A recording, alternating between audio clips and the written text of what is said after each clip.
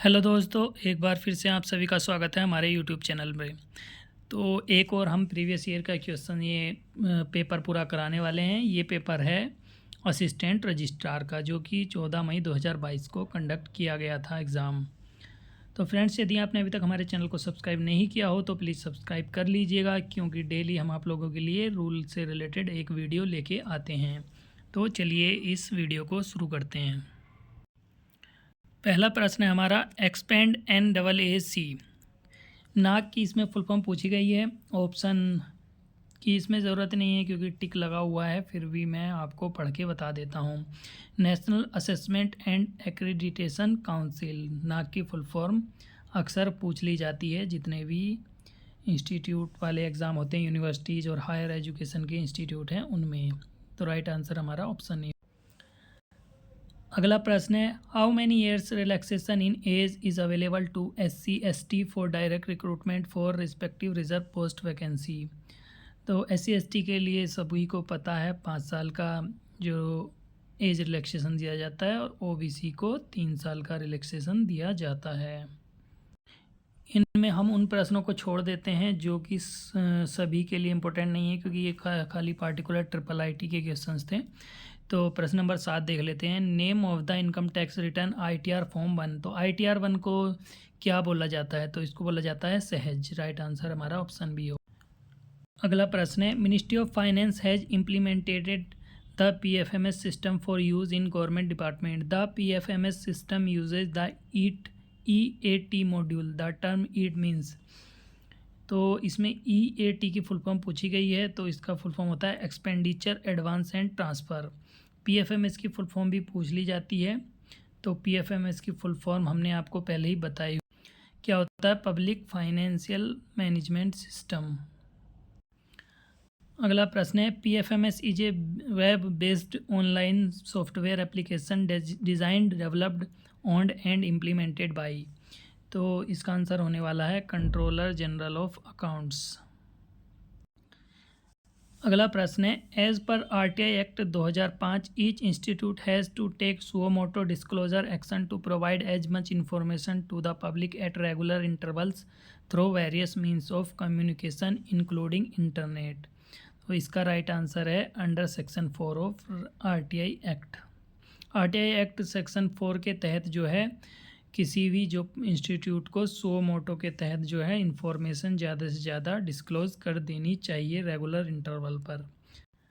अगला प्रश्न है, under RTI act 2005 to seek information from government education institute is the authority who deal with RTI matter.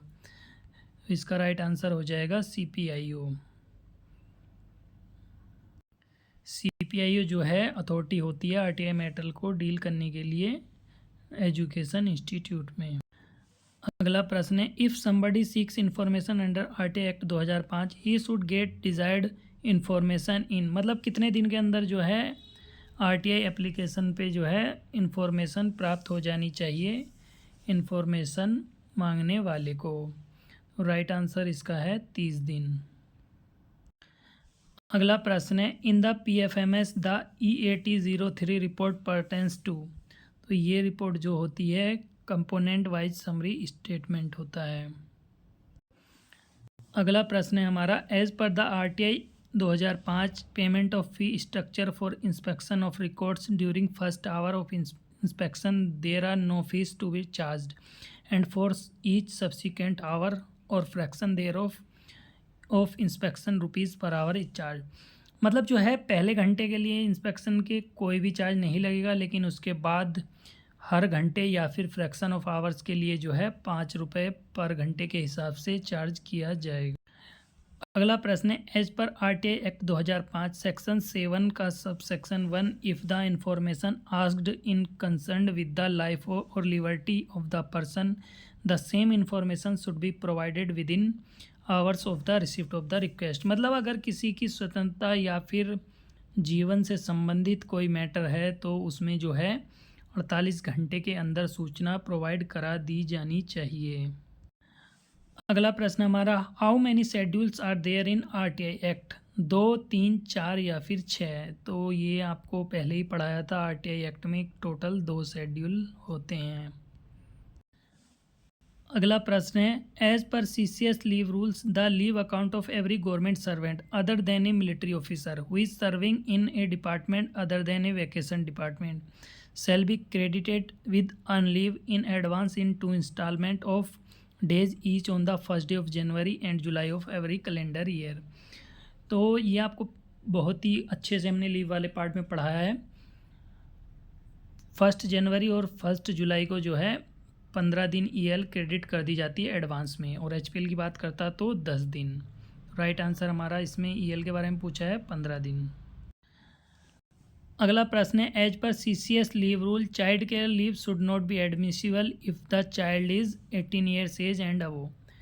तो CCL जो है यदि नॉर्मल चाइल्ड की कंडीशन है तो 18 साल से ऊपर यदि है तो, या फिर 18 साल या उसके ऊपर है तो चाइल्ड केयर लीव नहीं मिलेगी। लेकिन यदि चाइल्ड जो है डिसेबल्ड है तो फिर इसमें एज लिमिट नहीं रखी गई है। राइट आंसर हमारा ऑप्शन ए होगा। अगला प्रश्न है, as per CCS leave rule maternity leave for pregnancy is. Maternity leave सभी को पता है 180 डेज़ के लिए प्रदान की जाती है। अगला प्रश्न है, as per CCS leave rule maximum period of child care leave of days is permitted during entire service period. तो ये टोटल 730 दिन की CCL दी जाती है और 365 दिनों के लिए पूरा वेतन मिलता है और उसके बाद जो है 80% वेतन दिया जाता है। अगला प्रश्न है, at the time of retirement maximum leave encasement including both EL and HPL shall not be exceed days.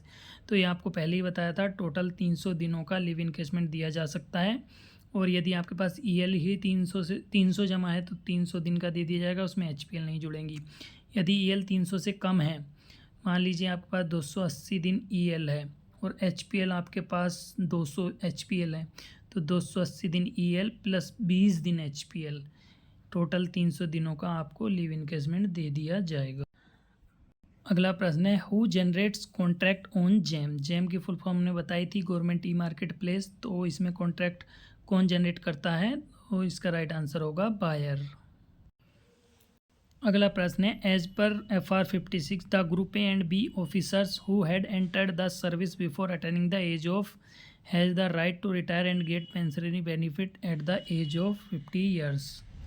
यदि कोई 35 साल की एज से पहले ग्रुप A या ग्रुप B ऑफिसर्स भर्ती हो गया है तो उसके पास राइट होता है कि वो 50 साल की एज होने पर जो है रिटायर हो सकता है और अपने पेंशनरी बेनिफिट ले सकता है। अगला प्रश्न है, what does EMD stand for. तो EMD बोलते हैं जिसको बिड सिक्योरिटी भी बोला जाता है, ये होती है earnest money deposit. Right answer हमारा ऑप्शन सी हो। अगला प्रश्न है, what is the full form of CPP।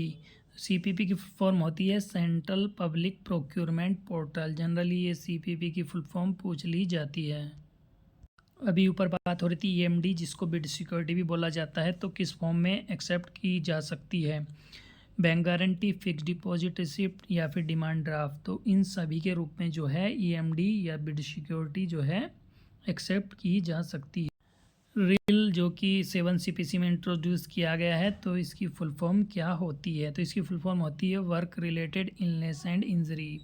Friends, यदि आपको वीडियो पसंद आ रहा हो तो प्लीज़ लाइक ज़रूर कीजिएगा। अगला प्रश्न है, what is the maximum period of department of A bidder under section 151 of GFR। मतलब कितने साल के लिए उसको डिबार किया जा सकता है, 3 साल के लिए।